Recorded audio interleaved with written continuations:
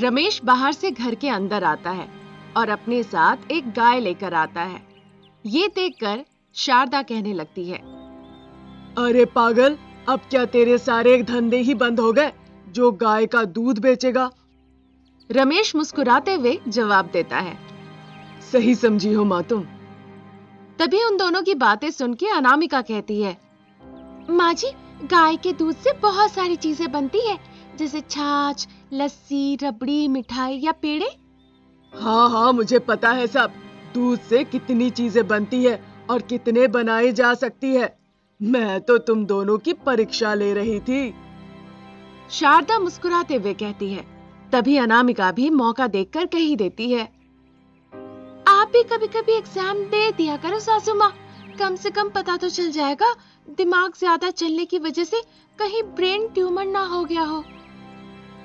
अनामिका की बातें सुन के शारदा गुस्से से कहने लगती है, तू तो बस मेरे मरने की ही राह देखा कर। इस बीच रमेश कहने लगता है, अब से हम लोग दूध का नया व्यापार शुरू करेंगे माँ।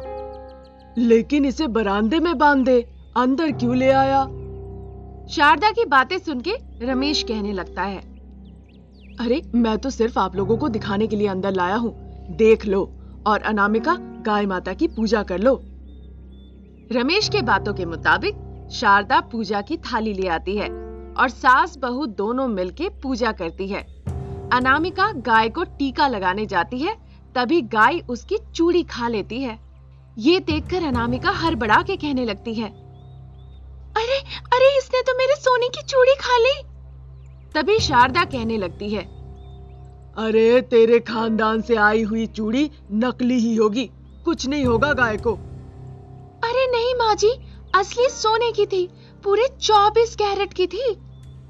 अरे डरने की कोई बात नहीं है पगली, मैं गाय को जुलाब की गोली दे देती हूँ, 1-2 घंटे में तेरी चूड़ी बाहर आ जाएगी। रमेश, शारदा और अनामिका तीनों बरामदे में गाय के साथ खड़े थे। तभी अनामिका कहने लगती है, अरे सासू माँ, आपकी दी हुई गोली खाकर 1 घंटा हो गया, अभी तक गाय ने एक ठकार तक नहीं मारी। अनामिका की बातों पर सहमति जताते हुए रमेश भी कहने लगता है, हाँ माँ, 1 घंटा हो गया, लेकिन अभी तक गाय ने गैस भी नहीं छोड़ी। अरे टाइम लगता है, टाइम, बहुत असरदार गोली है इसीलिए। थोड़ी ही देर बाद गाय सोने का गोबर देने लगती है। बहुत सारा सोना निकल आता है। ये देखकर तीनों हैरान रह जाते हैं। तभी शारदा कहने लगती है, अरे ये तो चमत्कार हो गया, ये क्या, इतना सारा सोना। शारदा की बातें सुन के अनामिका भी कहने लगती है, अरे माँ जी, इसने बस 1 जोड़ी चूड़ियां खाई और 3 किलो का सोना बाहर निकाल दिया। तभी शारदा अपनी अकल लगाती है और अनामिका से कहने लगती है, अरे बहू जा, तेरे सारे जेवरात इसे खिला दे और इससे ढेर सारा सोना जमा कर ले। अनामिका अंदर जाती है और ढेर सारे जेवरात ले आती है। उसके सारे जेवर को देखकर शारदा कहने लगती है, ये तो तेरे सारे जेवर देखकर नकली लग रहे हैं। अनामिका को सुन के बड़ा गुस्सा आता है और वो कहने लगती है, हाँ माँ जी, असली चीजें तो आपके गले, कान, हाथ में लगी है, उनको उतार के खिला दो। तू समझ नहीं रही है बेटा, असली सोना गाय को पच जाएगा, तभी वो असली गोबर देगी, और तेरा वाला नकली नहीं पचा तो फिर सोने का गोबर नहीं आएगा ना। अनामिका सारे जेवर गाय के सामने रख देती है। गाय खूब सोने का गोबर देती है। तीनों मिलके उन सारे सोने के गोबर को जमा कर लेते हैं। तब रमेश कहने लगता है, लेकिन मेरा डेयरी का बिजनेस का क्या होगा अब, अगर ये गाय दूध नहीं दी तो? जरा देख ले, दूध निकलता है कि नहीं। शायद गोबर सोने का देती हो, लेकिन दूध असली ही देती हो। शारदा के बातों के मुताबिक रमेश दूध निकालने जाता है तो सोने का ही दूध निकलने लगता है। ये देखकर रमेश कहता है, अरे माँ, दूध भी ये सोने का ही देने लगी है। अरे पहले एक काम करो, गाय को घर के अंदर ले चलो कोई देख लेगा तो लेने के देने पड़ जाएंगे। थोड़ी देर बाद सरला उनके घर पे आती है। उसे देखकर शारदा कहती है, अरे आ गई तू हवा हवाई करने, तुझे कोई काम नहीं होता? सुना, किसकी चुगली सुनाने आई है? अरे शारदा बहन, सारे मोहल्ले में बात हो रही है कि आपके घर से चमकती हुई रोशनी दिखाई दे रही है। क्या सोना खरीद के लाई है? सरला की ऐसी बातें सुन के शारदा मनी मन कहने लगती है, हैं? ये सारी बात लोगों तक पहुंच गई? अरे रे कुछ नहीं, मेरे घर के पुराने बर्तन मेरी बहू ने अपने हाथों से चमकाए हैं, वही सोने की तरह चमक गए होंगे। ये सुनकर बड़े उत्सुकता से सरला कहने लगती है, ऐसा तो दिखाओ दिखाओ, मैं भी देखूं। अरे बर्तन तो बर्तन है, उसे क्या देखोगी? शारदा कहती है। तभी अनामिका कहने लगती है, अरे माँ जी, सरला आंटी से बात करने में आप लग गई। सरला आंटी, अभी आपके घर से फोन आया था, आपके घर के लोग आपको बुला रहे हैं। अनामिका की बातें सुन के सरला अपना दिमाग लगाती है और कहने लगती है, हैं, तुम मेरे मोबाइल पर कॉल क्यों नहीं किया घर वालों ने? सरला की बातें सुन के शारदा कहने लगती है, अरे सरला, ज्यादा सोच मत, नहीं तो ब्रेन ट्यूमर हो जाएगा, जा घर जा। सरला वहां से चली जाती है। तभी अनामिका कहती है, माँ जी, हमें पूरी तरह चौकन्ना रहना पड़ेगा। ये सोने की गाय वाली बात अगर लोगों को पता चल गई तो लेने के देने पड़ जाएंगे। अनामिका की ऐसी बातें सुन के शारदा के दिमाग में एक तरकीब आती है। पहले एक काम करते हैं, सारा सोना एक हंडी में भर के जमीन के अंदर गाड़ देते हैं, किसी को कुछ पता नहीं चलेगा। तभी अनामिका भी कहती है, हाँ, और जब जब पैसों की जरूरत पड़ेगी हम थोड़ा थोड़ा निकालते जाएंगे। पर रमेश को तो अलग ही चिंता सता रही थी। वो कहता है, लेकिन ये गाय अगर ऐसे ही सोना देने लगी तो मैं डेयरी कब खोलूंगा? रमेश की ऐसी बेवकूफी भरी बातें सुन के शारदा गुस्से में आके उसे फटकार लगाती है और कहती है, चुप कर, लक्ष्मी घर खुद आ रही है और तू ना कह रहा है। वैसे सोने का भाव तो ऊपर नीचे होते रहता है, क्यों ना हम इस गाय को हीरा खिला दे? शारदा की बातों पे अनामिका हाँ में हाँ मिलाती है और कहने लगती है, ये तो बड़ा अच्छा आइडिया है। गाय हीरे देने लगी तो हम सारे हीरे लेके इंडिया से बाहर चले जाएंगे हमेशा के लिए। उन दोनों की ऐसी लालच भरी बातें सुन के रमेश कहने लगता है, फिर लालच? कितनी बार कहूं लालच मत किया करो। तभी शारदा चिल्लाकर कहती है, ए चुप कर। अनामिका जल्दी से अंदर जाती है और एक हीरा लेकर आती है। शारदा गाय को हीरा खिला देती है और हीरा खा के तुरंत वो गाय मर जाती है। ये देखकर शारदा कहने लगती है, अरे अरे ये क्या हो गया? गाय तो हीरा खा के मर गई। अनामिका भी ये देखकर बहुत आश्चर्य होती है और कहने लगती है, अरे ये क्या हो गया? हमने कुछ सोचा और कुछ और ही हो गया। अरे जल्दी से इस गाय को ठिकाने लगाओ, नहीं तो हम मारे जाएंगे। तभी शारदा रमेश से कहती है, रमेश, पहले तू हंडी में से सोना निकाल के देख तो वो सही सलामत है या नहीं। शारदा के बातों के अनुसार रमेश जल्दी से जाके हंडी बाहर निकालता है और अंदर देखता है कि सिर्फ मिट्टी भरी हुई है। ये देखकर शारदा पश्चाताप करते हुए कहती है, अरे सोना भी गया और गाय भी चली गई, हाय हम तो बर्बाद हो गए। शारदा चिल्ला चिल्ला कर कहती है। फिर अनामिका कहने लगती है, अब इस गाय को इसी गड्ढे में दफना दो। रमेश गाय को गड्ढे में दफना देता है और कहता है, मैंने तो पहले ही कहा था, ज्यादा लालच बुरी बात है। हाँ बेटा, मैं तो समझ गई, तुम भी समझ जाओ। बहू, लालच करना बंद कर दो, समझी ना। शारदा की ऐसी बातें सुन के रमेश मुस्कुराता है और ये कहानी यहीं खत्म होती है। रमेश अपने घर पे खाना खा रहा था। शारदा और अनामिका डाइनिंग टेबल के पास ही खड़े थे। तभी रमेश कहता है, क्या खाना बनाया तुमने माँ? ये दाल तो बिल्कुल ढाबे वाला है, और अनामिका तुम्हारे ये पराठे बिल्कुल होटल वाला है। रमेश की ऐसी बातें सुन के शारदा कहती है, अरे बेटा, दाल तो मैं बचपन से ही ऐसी ही बनाती आई हूँ, और जो बहू ने पराठे बनाए हैं वो तो मैंने ही इसे बनाना सिखाया है। जो भी हो माँ, लेकिन खाना तो बहुत ही बढ़िया और स्वादिष्ट बने हैं।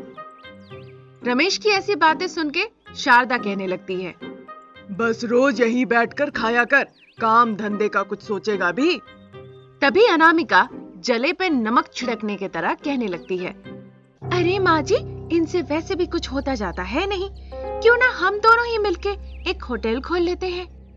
अनामिका की ऐसी तरकीब सुनने के बाद शारदा भी कह ही देती है, होटल के लिए जो पैसे लगेंगे वो तो तू तेरे मायके से लाए हुए जेवर को तोड़कर दे ही देगी, क्यों बहू? वैसे अनामिका भी कहाँ कम थी, वो भी अपना दिमाग लगाती है और सासू माँ को जवाब देती है, अरे माँ जी, वो मेरे सारे जेवरात मैंने इसलिए संभाल के रखे हैं कि कल आपको हॉस्पिटल में भर्ती करना पड़े तो उसी को देकर आपका क्रियाकर्म कर लेंगे। फिर शुरू हो गई मेरे मरने की बात को लेकर। इसमें तो तुझे बड़ा ही इंटरेस्ट आता है ना? उन दोनों की बातों से रमेश परेशान होकर कहता है, ओहो माँ, उसे छोड़ो। अभी भी हमारे पास इतने पैसे हैं कि होटल नहीं तो कम से कम ढाबा तो खोल ही सकते हैं। रमेश की बात शारदा को ठीक ही लगती है। तब वो कहती है, तूने सही कहा कमबख्त। चल, कभी कभी खाली बैठे बैठे तेरा खाली दिमाग भी चली जाता है। अगले दिन तीनों हाईवे पर एक ढाबा खोलकर बैठ जाते हैं। वहाँ कुछ लोग उनके ढाबे पर खाना खाने आते हैं। वहाँ एक आदमी आके कहता है, अरे वाह माता जी, दाल मखनी तो बहुत ही बढ़िया है, उसकी रेसिपी हमें जरा देना। उस आदमी की बातें सुन के शारदा कहती है, रेसिपी का क्या करना है बेटा, खूब खाया कर और घर पे भी खूब ले जाया कर। माता जी, मेरी बीवी को बताऊंगा तो वो भी बनाएगी ना। उसकी बातें सुन के शारदा मन ही मन कहती है, अरे बेवकूफ, हमारा ढाबा बंद करवाएगा क्या? उस आदमी को शारदा की बातें कुछ ठीक से सुनाई नहीं देती है। तभी वो कहने लगता है, क्या कहा माता जी? बेटा, मैंने कहा अपने सारे परिवार, बड़े बच्चों को यही ले आना, मैं उन्हें सस्ते में खाना खिलाऊंगी। शारदा की ऐसी बातें सुन के वो आदमी मुस्कुराते हुए कहता है, ये सही कहा है माँ जी, वैसे भी गरीबों वाला ढाबा है, यहाँ पर परिवार के साथ खाया जा सकता है। ऐसा कहकर वो आदमी वहाँ से चला जाता है। तभी अनामिका कहती है, अरे माँ जी, ये क्या कर रही हैं आप? सबको सस्ता सस्ता करके खिलाएंगी तो हमारा ढाबा पूरे इलाके में गरीबों का ढाबा कहकर फेमस हो जाएगा। अनामिका की बातें सुन के शारदा कहती है, अरे यही तो मार्केटिंग है पगली, तू नहीं समझेगी। पहले लोगों की भीड़ तो बढ़ने दो, फिर हम अपना रेट भी बढ़ा देंगे। सस्ते रेट की वजह से ढाबे पर बहुत लोग आने जाने लगते हैं। तभी एक आदमी आता है और कहने लगता है, इतनी सस्ती दाल मखनी आज तक मैंने कहीं नहीं खाई। तभी दूसरा आदमी भी कहता है, ये छोले भटूरे कितने सस्ते हैं और अच्छे भी है, आज तक मैंने कहीं नहीं खाए। उन दोनों की बातें सुन के शारदा कहने लगती है, अरे बेवकूफो, आज के बाद आगे भी खाओगे कि नहीं? शारदा को बुदबुदाते हुए सुन के वो आदमी कहता है, क्या कहा आपने माता जी? अरे मैंने कहा कल अपने परिवार को भी साथ लेकर आना, उन्हें भी खिलाना छोले भटूरे, है ना? वो दिन खत्म हो जाता है। कुछ दिनों के बाद भीड़ और बढ़ने लगती है। तब रमेश जाके सारे रेट्स बढ़ा देता है, सब महंगा कर देता है। तभी वहाँ एक आदमी आके कहता है, वाह भाई वाह, बहुत अच्छा खाना खाया हमने। हाँ भाई, बिल तो दे दो। उस आदमी की बातें सुन के रमेश कहता है, अरे भाई, कुछ पार्सल भी ले लो, बिल बड़ा सस्ता है हमारे ढाबे का। फिर रमेश जब उसे बिल देता है, उस आदमी की आंखें खुली की खुली रह जाती है। तब वो कहने लगता है, अरे बाप रे, कितना ज्यादा बिल हो गया हमारे पूरे परिवार का। अरे भाई, क्यों इतना ज्यादा महंगे कर दिए सारे रेट्स? उस आदमी की ऐसी बातें सुन के अनामिका कहती है, सब्जी तरकारी के भाव बढ़ गए हैं भैया, जो बिल दिखाई दे रहा है वो तो बस उसी का है, हम तो कुछ भी पैसे नहीं ले रहे हैं। क्योंकि उनके हाथ में करने का कुछ भी नहीं था, इसीलिए सभी ने बिल देकर चुपचाप वहां से चले जाते हैं। शारदा उन पैसों को देखकर बहुत खुश होती है और कहती है, देखा मेरा बिजनेस का आइडिया, कितने कम समय में कितने सारे पैसे कमा लिए हैं हम लोगों ने। सासू माँ को इस तरह खुश होते देख अनामिका कहती है, अरे इतना हवा में मत उड़िए सासू माँ, आज तो सब फंस गए थे, लेकिन ऐसा हर बार नहीं होगा। देखना कहीं कल ढाबा खाली ना पड़ा रहे। अनामिका की ऐसी बातें सुन के शारदा को बड़ा गुस्सा आता है और फिर वो कहने लगती है, अरे काली जुबान चुप कर, ऐसा कुछ नहीं होगा। कल का कल देखेंगे, कल फिर से भाव सस्ते कर देंगे पगली, यही तो बिजनेस का खेल है। अगले दिन ढाबे पे सच में कोई नहीं आता। आखिरी में एक ही आदमी आता है और वो खाते खाते कहने लगता है, अरे माता जी, इतने सस्ते रेट्स तो बढ़िया है, कल मैं अपने परिवार को लेकर आऊंगा। उसकी बातें सुन के शारदा कहने लगती है, वैसे तो आप रोज ही आते हैं, बस कल नहीं आते। ये बताइए, आपको खाना अच्छा लगता है या यहाँ का रेट्स? अरे माँ जी, खाना तो सभी ढाबे का और होटल का एक जैसा ही होता है। यहाँ इलाके में सस्ता देखकर ही लोग आते हैं। उसकी बातें सुन के सभी लोग बड़े आश्चर्य होते हैं। तभी अनामिका अपनी सासू माँ से कहती है, देखिए माँ जी, ज्यादा चालाकी से किया बिजनेस गड़बड़ भी कर देता है। अरे काली जुबान, लेकिन तेरी बात तो सही है बहू, अब आगे से एक ही रेट्स रहेंगे। लेकिन सासू माँ, अब जो पहले वाली भीड़ आई उसे कैसे बुलाएंगे? शारदा और अनामिका की बातें सुन के रमेश के दिमाग में एक तरकीब आती है और वो कहता है, एक काम करते हैं, एक प्लेट पे एक प्लेट फ्री कर देते हैं, सिर्फ कुछ दिनों के लिए, बाद में सब नॉर्मल कर देंगे। रमेश की परिकल्पना सभी को बड़ी अच्छी लगती है। शारदा तारीफ में कहती है रमेश से, तेरा खाली दिमाग बीच बीच पे चल ही जाता है ना? अगले दिन ही रमेश फ्री वाला बोर्ड लगा देता है और लोगों की भीड़ फिर से बढ़ने लगती है। तभी वहाँ एक आदमी आके कहता है, अरे माँ जी, आपने तो फिर से रेट नॉर्मल कर दिया, अब तो फिर से परिवार के साथ आना पड़ेगा। अरे मेरे शाहरुख खान, मतलब मेरा बेटा, जब भी आओ जाओ सारे परिवार को साथ लाया करो, हमारा ढाबा सभी का ढाबा है। शारदा की बातें सुन के वो आदमी बड़ा खुश होके कहता है, सही कहा आपने माँ जी। उस आदमी को मुस्कुराते देख वो तीनों भी मुस्कुराते हैं और इस तरह इस कहानी की यही समाप्ति होती है।